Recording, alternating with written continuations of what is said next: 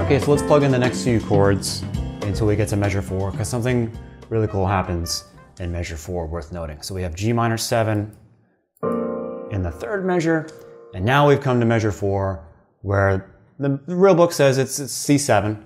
And as we mentioned before, the real book is a good, handy reference point, but it's not always going to paint you the entire picture. It's more or less a loose interpretation of what's going on. So what we really want here is a C7 flat 9. And the reason being is because the melody in measure 3 ends with an anticipation note. It ends with D flat.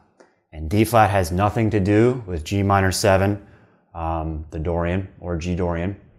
And it also is immediately followed by nothing. It doesn't resolve. It is the arrival point, if you will.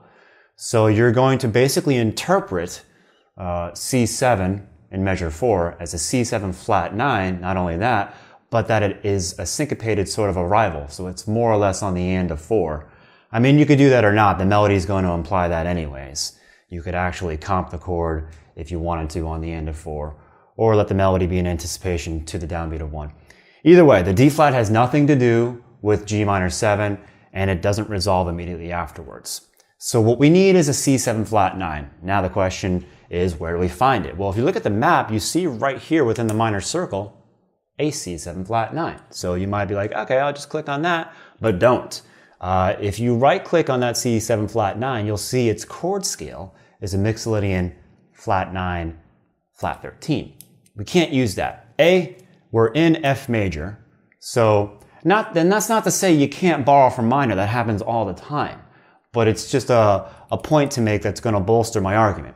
So we're already in F major, but the flat 13 there is really the key. That chord's chord scale requires a flat 13, and in the melody we have an A, not an A flat. So what we want to do is go to the outside of the circle, major key, and right click until we find right here C7 Mixolydian flat 9.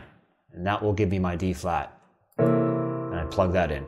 This is important because this chord scale, Mixolydian flat 9, is going to give you a more accurate interpretation of what's going on. It's going to give you another note to kind of grab that's going to sound really, really cool, especially with regard to where you're going next.